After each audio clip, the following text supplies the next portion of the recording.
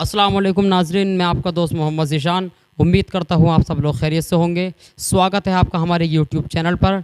नाजरीन, आज फिर से हाजिर हैं हम एक न्यू वीडियो के साथ।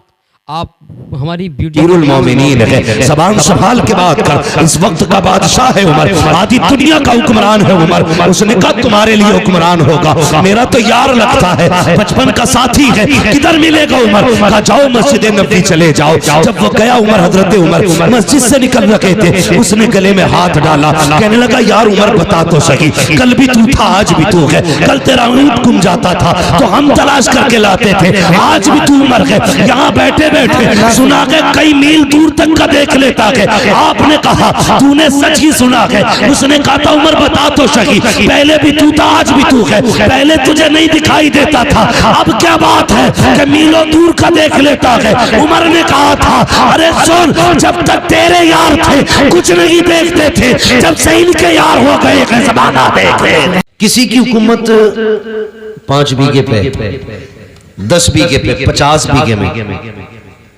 लेकिन जानते हो उमर उस जात का नाम है जिसकी हुकूमत आधी दुनिया पर थी। सुभान अल्लाह। समझ गए मेरी बात? कितनी दुनिया पर?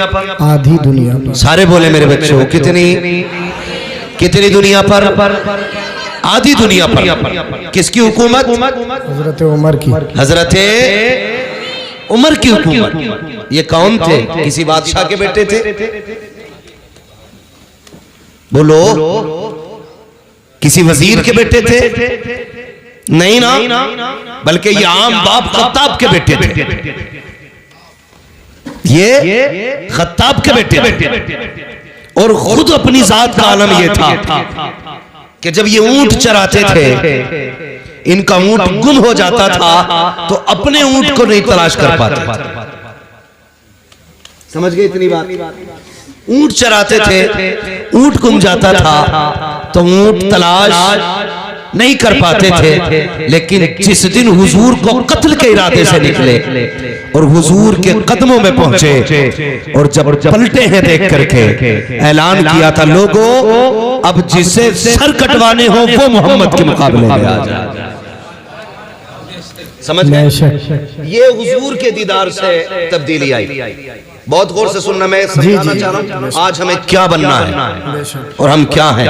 अंदाज़े बयां मेरा बहुत शौक नहीं है, शायद कि उतर जाए तेरे दिल में मेरी बात। यही उमर अबू जहल के दरवाजे पर। कौन? उमर इब्ने खत्ताब। कैसे आए हो? कब बताने आया हूं, मैंने कलमा पढ़ लिया उनका। गौर करने वाली बात है, बताने आया उनका कलमा पढ़ लिया गया। हिम्मत हो तो रास्ता रोक के देखो। हजरत उमर हुजूर की बारगाह में आ गए, या रसूल अल्लाह नमाज किधर पढ़नी है? उमर नमाज तो यही पढ़ते। कहा क्यों? का लोगों से छुप के, तादाद कम है ना इसलिए छुप के पढ़ते। तो क्या कहा था जानते हो? कहने लगे या रसूल अल्लाह अब नमाज छुप के नहीं, नमाज खुल के पढ़ी जाएगी, क्योंकि अब हुजूर के कदमों में उमर आ रहा है। सुभान अल्लाह, सुभान अल्लाह। अब हुजूर के कदमों में, हुजूर के कदमों में ऐसा लगता है जैसे ये कहानियां हैं, लेकिन हकीकत है। ये हकीकत है जो हुजूर के गुलामों ने रकम की है। ये तारीख है। हुजूर अब नमाज यहाँ नहीं पढ़ी जानी है, किधर? अब हरम में नमाज होगी, हरम में नमाज होगी। अल्लाह अकबर। उमर तादाद थोड़ी है, नहीं या रसूल अल्लाह उमर आ चुका है। हजरत उमर दरवाजे खटखटा रहे हैं, कुफ्र कांप रहा है, टांगे लरस गई है लोगों की जो बिलाल को कोड़े मारते थे, नबी के चाहने वालों पे सितम करते थे, आज दरवाजे बंद कर रखे हैं। उमर ऐलान कर रहे हैं जिन्हें बच्चे यतीम कराने हैं वो उमर के मुकाबले में आए, जिन्हें बीवों को बेवा कराना है वो उमर के मुकाबले में आए, जिन्हें अपने बच्चों को यतीम कराना है उमर का मुकाबला करे। तारीख गवाह के दरवाजे बंद थे, लेकिन आज तारीख का एक फर्क और पलट। जब उमर दरवाजे खटखटा रहे थे, उसी एक गली के अंदर एक बच्चे एक औरत की निगाह उठी, देखती क्या है सामने से उमर आ रहे हैं, आवाज देख के कहती है उमर मुझे पहचाना। अल्लाह अकबर इतना कहना था। हजरत उमर जो कुफ्र को चैलेंज कर रहे थे, जब बड़े बड़े बहादुर के माथे का पसीना बन गए थे, जैसी आपकी निगाह उठी है खातून को देखा है, उमर के माथे पे पसीना, उमर के होंठ कांप जा बातें हैं। कौन ये खातून है? कोई बहादुर खातून है, जंगजू खातून है। तारीख में इस खातून का नाम हजरत सुमैया बताया जाता है, हजरत जुनैरा बताया जाता है। कौन जुनैरा है? अल्लाह अकबर, यही जुनैरा है। कहती उमर बता तो सही। एक दिन वो था, मेरा मालिक मुझे मार रहा था, तब तू आया था और तूने कहा था क्या बात है? तो उसने कहा था ये हुजूर का दामन नहीं छोड़ रखी है। तब तूने कोड़े मारे थे, मार मार के थक गया था, लेकिन मुझसे ये नाम न छुड़ा सका था। अब बता तो उमर, तुझे क्या हो गया है जिस नाम के लिए तू मुझे मार रहा था, आज उस नाम की तू दुहाई दे रहा है? क्या हुआ है? हजरत उमर ने कहा था खातून चुप हो जा, उस वक्त तक मैंने नहीं देखा था, अब देख आया हूँ। और देखने का नशा ये है कि जुल्फ देखी है कि नजरों ने घटा देखी है। लुट गया जिसने मोहम्मद की अदा दे। नाराए तकबीर, नाराए रिसालत। हजरत अल्लामा मौलाना मुफ्ती हम्माद रजा साहिब किबला। नाराए तकबीर, नाराए रिसालत, अजमत मुस्तफा कॉन्फ्रेंस। यार जमींदार होना अपनी जगह, अमीर होना अपनी जगह, मोहम्मद का गुलाम होना अपनी जगह, हुजूर का गुलाम होना सबसे बड़ी बात है। हाँ, वरना अगर दौलत की तारीख बताऊं तो किस किस पे दौलत ना थी, मगर याद रखना हुजूर का दामन सिर्फ नसीब वालों को मिलता है। बेशक बेशक, सुभान अल्लाह, नसीब वालों को मिलता है। हजरत मैं फख्र से कहता हूँ, फख्र से कहता हूँ, बुरा ना मानिएगा जी। कुछ लोग अगर वकील हैं तो उस वक्त तक रोटी नहीं मिलती जब तक झूठ को सच, सच को झूठ साबित न कर दे। जी हाँ, दीवान जी हैं तो उस वक्त तक रोटी हलक से नहीं उतरती जब तक किसी गरीब का खून अपने पैसों के जरिए, कलम के जरिए उसके खून को पसीने में बदल के नोच के निचोड़ के न पी ले। बहुत गौर से मेरी बात सुनना। जी जी, मगर हमें अपने किस्मत पे नाज है, हमें उस वक्त तक रोटी नहीं मिलती जब तक मदीने वाले की बातें नहीं कर लेते। ये अपना अपना नसीब है यार, अपना अपना नसीब है। खाते हैं तेरे दर का, वाह सुभान पीते हैं तेरे दर का, पानी है तेरा पानी, दाना है तेरा दाना, सुभान जोर से दाना है तेरा दाना। दाना। हम तो खाते ही हुजूर का है, खाते ही हुजूर का है। अल्लाह अकबर। बहुत गौर से मेरी बात सुनना। जमींदारी अपनी जगह, यही उम्र है, यही उम्र है जिनको अपने ऊंट का पता नहीं चलता था, मिंबर पे बैठे हुजूर की गुलामी क्या मिली, जब तक बिके न थे तो कोई पूछता न था, तुमने खरीद कर हमें अनमोल कर दिया। बेशक बेशक, हुजूर की गुलामी मिल गई। और एक बात और बता दूं, हुजूर के इश्क के लिए जुब्बा व दस्तार शर्त नहीं है। यह जरूरी नहीं है जो इमाम हो उसी के सीने में हुजूर का इश्क उतरे, जो अल्लामा हो उसी के सीने में हुजूर का इश्क उतरे। हुजूर का इश्क है, रब करम कर दे तो पत्थरों के जिगर में उतार देता है। वाह सुभान अल्लाह, हुजूर का जिक्र है, रब करम कर दे तो पत्थरों के जिगर में उतार देता है। ये जरूरी नहीं। मैं अक्सर कहता हूँ मिंबर वालों, कभी नीचे वालों को गाली मत देना, कभी सुनने वालों को बुरा मत कहना। हम नहीं जानते इतनी बड़ी तादाद में क्या पता कौन ऐसा बैठा हो जब दुनिया सो जाती हो वो रो के रात को अपने रब को मनाता। जानता है किसी को कोई नहीं जानता। जब दुनिया सो जाए तो किसके कनेक्शन दिल के खुदा से जुड़ते हो। कभी घमंड ना करना। अगर मस्जिद जाते हो तो सजदों पे घमंड नहीं, ज़कात देते हो तो अपनी खैरात पे घमंड नहीं, अगर नेक काम करते हो तो नेकी पे घमंड नहीं। कभी मत इतराना। तुम नहीं जानते रात में कितने ऐसे हैं जो छुप के इतनी बड़ी नेकी करते हो जो हमारे ख्याल में भी नहीं आती। और एक बात याद रखना, रब बड़ा करीब है, बड़ा करीम है, इतना करीम है, इतना करीम है कि अगर वो चाहे तो कुत्ते को पानी पिलाने वाली एक फाहिशा को जन्नत दे देता है। मगर तेरे दिल की क्या जो सोच है, तेरे दिल में क्या गुजर रहा है, वो बेहतर होना चाहिए, वो बेहतर होना चाहिए। यही उम्र है। गौर से सुनना। ऊंट नहीं मिलता था, हुजूर के गुलाम होकर मिंबर पे बैठे आवाज दे के कहते इस्लाम की फौज लड़ रही है कई मील फासलों पर, महीनों की मसाफत थी। हजरत उमर कहते थे या सारी अल जबल, सारिया पहाड़ पकड़ो, अगर पहाड़ पर न चढ़े तो हार जाओगे। लोग सन्नाटे में। उमर किससे बात कर रहे हैं? उमर किससे बात कर रहे हैं? मिंबर से उतर गए, कोई बात नहीं, आई गई बात हो गई। 1 महीने के बाद लश्कर पलट के आया। कितने दिन के बाद? सारे बोले कितने दिन के बाद? 1 महीने के बाद पलट करके आया। लोगों ने कहा करम है रब का और एहसान है उमर का। कहा क्या कह रहे हो? कहा हाँ हम तो जंग हार जाते, वो तो उमर ने आवाज दे दी। कहा कब? का महीना हो गया। उमर ने कहा था या सारियल जबल, सारिया पहाड़ पकड़ो। कहा उमर ने यहां से कहा, हमें ऐसा लग रहा था हमारे कान के पास उमर बोल रहे। लोगों में चर्चे हो गए, अरे उमर मिंबर पे बैठ के मीलों दूर रात महीनों की मसाफत तक का देख ले रहे, देख नहीं बल्कि आवाज भी पहुंचा दे रहे। बात चलते चलते मक्का शरीफ आ गई। मक्का शरीफ में आपका एक दोस्त था जो भी हालत कुफ्र में था। उसको पता चला कि उमर यार इतना बढ़ गया है कि यहाँ बैठे बैठे वो मीलों की मसाफत तक का देख लेता है, कई मील दूर अपनी आवाज पहुंचा देता है। मक्के से सफर करके मदीना शरीफ आया।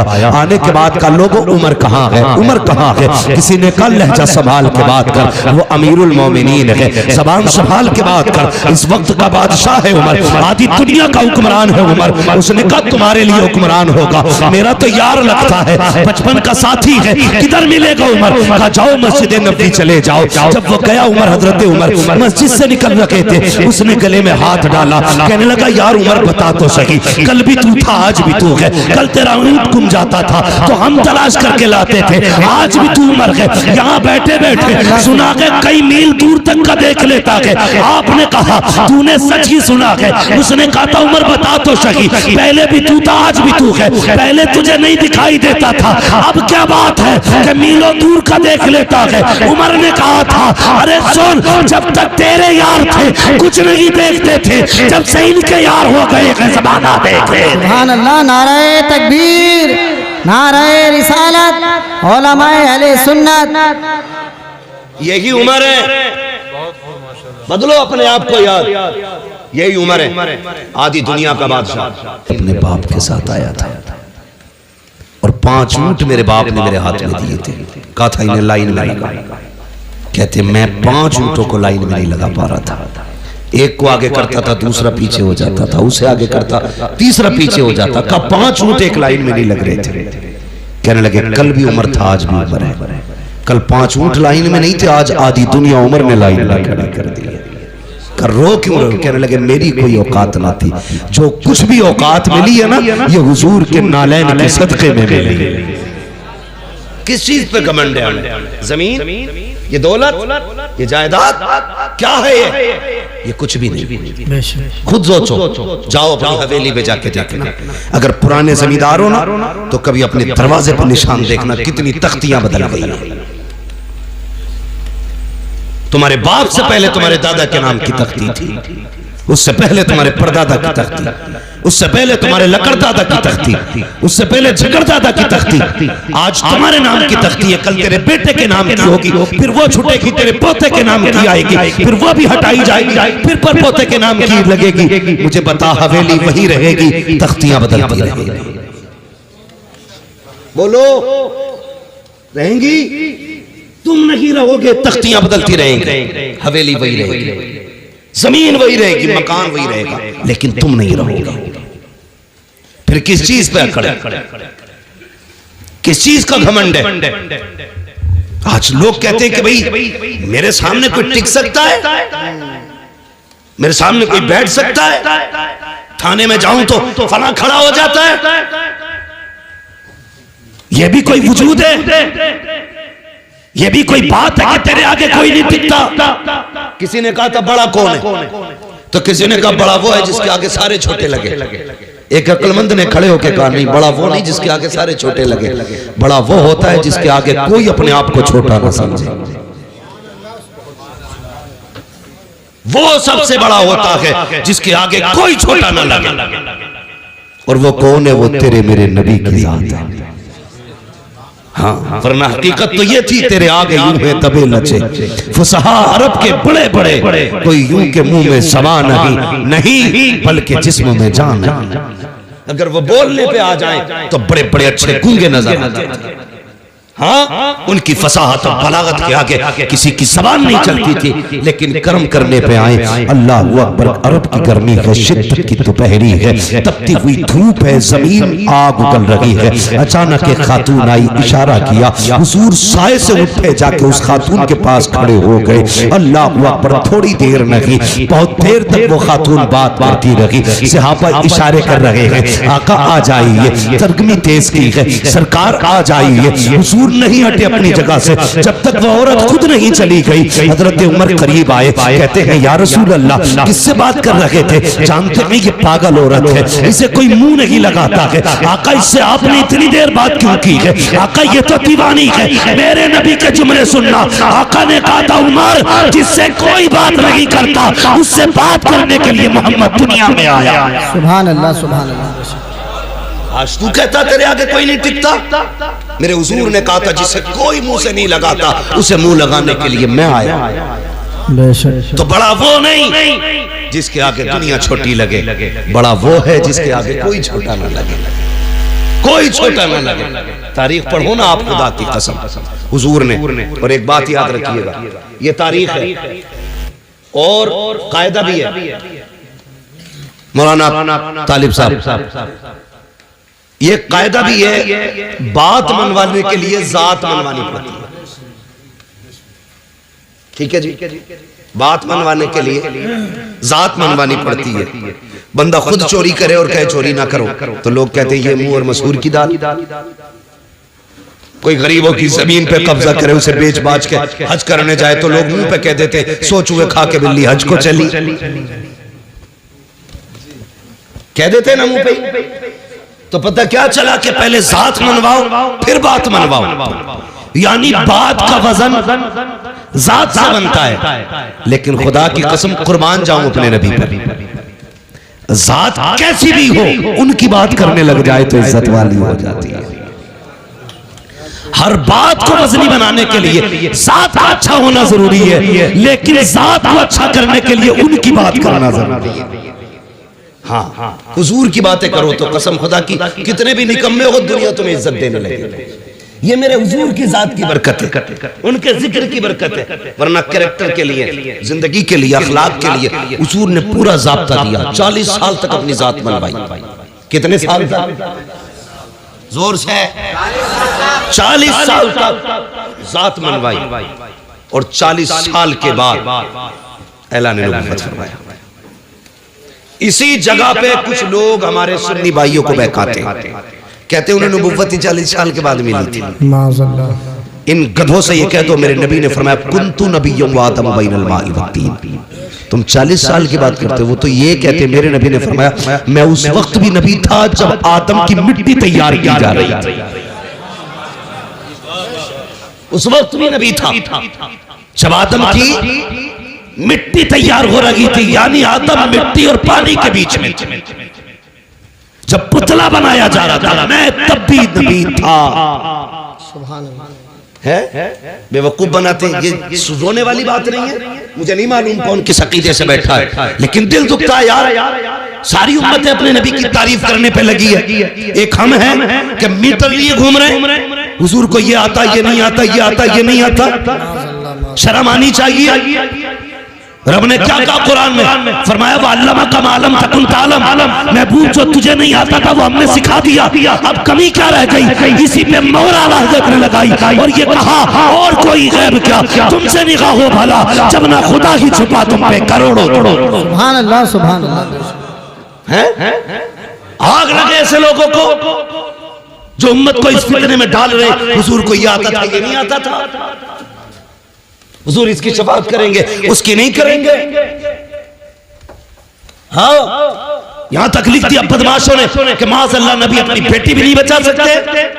माज़अल्लाह, माज़अल्लाह। गैरत नहीं आती। जाओ किसी ईसाई से जाके कहो कि तुम्हारे ईसा मुर्दे को जिंदा नहीं कर सकते, तुम जिंदा बच के नहीं आ सकते हो। हाँ, जाओ जाके किसी भी ईसाई से कहना कि तुम्हारे नबी में ये नहीं था, वो नहीं था, टुकड़े करके भेजेगा। और तू हमारी मस्जिद में बैठ के हमारे सामने कहे माज़अल्लाह नबी को ये नहीं आता था, वो नहीं आता था। और हमारी कौम इस जमात में रिश्ते करे, उनकी बेटियां ले, उनको बेटियां दे, गैरत आनी चाहिए। याद रखिएगा, डॉक्टर इकबाल ने जिम्मेदारी के साथ एक बात कहती थी और कहा था कि मोहम्मद से वफा तूने तो हम तेरे, वाह सुभान अल्लाह, कि मोहम्मद से वफा तूने तो हम तेरे हैं, ये जहां चीज है क्या लोहो कलम तेरे हैं। सुभान अल्लाह बेशक। अभी आप ये शेर सुना, और तुम पर मेरे आका की इनायत न सही। नजदियों कलमा पढ़ाने का भी एहसान गया है। हुजूर आए, कसम खुदा की औकात कुछ नहीं थी, हमारी औकात कुछ नहीं थी, अगर हुजूर ना होते तो कुछ भी नहीं थी। और सच पूछो इन उलमा से, जाओ किसी यहूदी की तारीख पढ़ो, ईसाई की तारीख पढ़ो, जिस उम्मत की चाहो तारीख पढ़ लो, अगर गुनाह कर देते थे या तो दरवाजे पर लिख दिया जाता था ये फला गुनाहगार का दरवाजा है, या माथे पे लिख दिया जाता था इसने ये गुनाह किया है। हुजूर आए, तुमने रातों में गुनाह किए लेकिन लिखा नहीं गया, तुमने रब को नाराज किया, तुम्हारी चौखट पे नहीं लिखा गया, तुमने रब की नाफरमानी की, तुम्हारे माथों पे न लिखा गया। जानते हो किस लिए? रब ने वादा किया है, मा कान अल्लाहु महबूब मेरा वादा है, जब तक तू इनके बीच रहेगा मैं इन्हें अज़ाब नहीं दूंगा। आज जो बच रहे हो ये तेरा करम नहीं है, ये मदीने वाले का कदम है। वाह सुभान अल्लाह, सुभान अल्लाह बेशक। ये हुजूर का सदका है। और हमारी कौम अंधी होती जा रही है। मैं सिर्फ इतना कहूंगा, जाओ पकड़ के लाओ किसी भी नज्द की बदमाश औलाद को, चैलेंज है मेरा, हुजूर से ज्यादा कोई रोया हो तुम्हारे लिए तो बताओ, हुजूर से ज्यादा कोई रोया हो तो, हुजूर से ज्यादा किसी ने आंसू बहाए हो तो मुझे बताया जाए। तारीख पढ़ डालिया। अल्लाह अकबर। हुजूर इबादत के लिए गार में जाते थे, बहुत गौर से सुनना, मैं हुजूर का किरदार बताने लगा। गार में जाते थे, पहली बार जिब्रील आई हुजूर के पास, जब पहली वही नाजिल हुई ना, और जिब्रील ने आके कहा था इक़रा, महबूब पढ़ो पढ़ो। हमने इस इक़रा के राज को नहीं समझा, बहुत गौर करना मेरी बात, इक़रा के राज को नहीं समझा। हुजूर उस जमीन पे आए थे जहां की जमीन भी पत्थर थी और दिल भी पत्थर के थे। तवज्जो है मौलाना इख्तियार साहब? हाँ, तारीख ले लिए, जिम्मेदारी पूरी नहीं हुई, तकरीर पूरी ना हो जाए। इक़रा का मतलब समझिए, हुजूर जिस जमीन पे आए वो जमीन बोलो पत्थर की थी, लोगों के दिल भी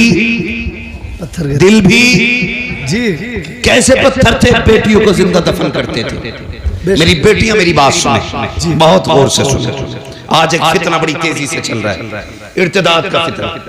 बेटियां धर्म छोड़ रही हैं और इश्क के तूफान में अंधी होकर के न जाने किस किस के गले पड़ जा रही है। फिर कुछ दिन के बाद रोडों पे पड़ी मिलती है, कभी बैग में मिल रही है, कभी कटी ट्रेन में मिल रही है, कहीं नालियों में मिल रही है, कहीं लाशें जला दी जाती हैं, कहीं मोमबत्ती में पैक कर दी जाती है। मेरी बेटी सुन तो सही, जब हुजूर नहीं आए थे तेरी औकात क्या थी? तुझे कत्ल करते टाइम बाप का हाथ नहीं कांपता था, माथे पे पसीना नहीं आता था। तुझे पैदा करने के बाद जिसके घर में पैदा होती थी वही दफन कर दिया जाता था। आज दुनिया तालीम गाती है, जिसकी तालीम के चर्चे हैं। अगर उस मुल्क की बात की जाए तो उस मुल्क कि बर्तानिया की अपनी हकीकत ये थी कि किसी कमजोर को जीने का अधिकार नहीं था। अगर कोई बच्चा कमजोर पैदा होता तो गवर्नमेंट का हुक्म ये था कि सगी माँ बच्चे को लेकर के जाती, पहाड़ से नीचे फेंक दिया करती थी, बच्चा मर जाया करता था। मजबूत बच्चा होता तो उस बच्चे को जीने का अधिकार था। सोच तो सकी, न बेटी जिंदा रह सकती थी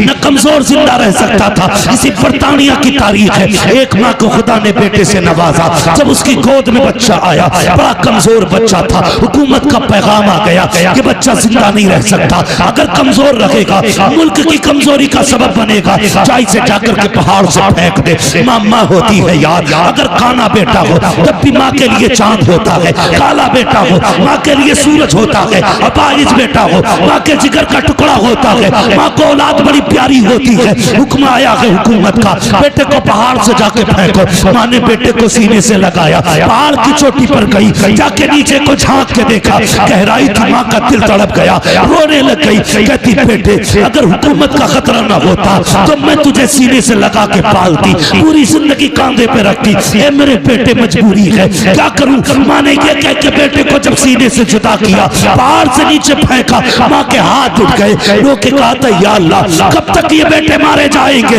कब तक कमजोर मारे जाएंगे? खुदा की कसम जब ये सदा निकली उसके दिल से, 12वीं तारीख को मक्के से ऐलान किया गया था अब कोई कमजोर नहीं रोएगा, जिंदगी देने के लिए अब्दुल्ला का लख्ते जिगर आ गया। नारे तकबीर, नारे रिसालत, उलमा अहले सुन्नत, अज़मत मुस्तफा कॉन्फ्रेंस, अल्लामा मुफ्ती हम्मद रज़ा साहिब क़िबला, नारे तकबीर, सरज़मीने सीलपुर, नौजवान आले सीलपुर। बहुत खूब हज़रत, वाह वाह वाह, तवज्जो बहुत है। खूब। हाय हाय हाय, क्या बात, कोई औकात नहीं थी, सिर्फ मुसलमानों पे नहीं पूरी इंसानियत पे कर्म किया है मेरे नबी ने। ये जो डिबेट में बैठ करके ना पीला जुब्बा पहन के बकवास करते, जी जी, सामने आ कसम खुदा की हुजूर की सीरत पर यही कहता उठेगा मैं मुजरिम हूँ।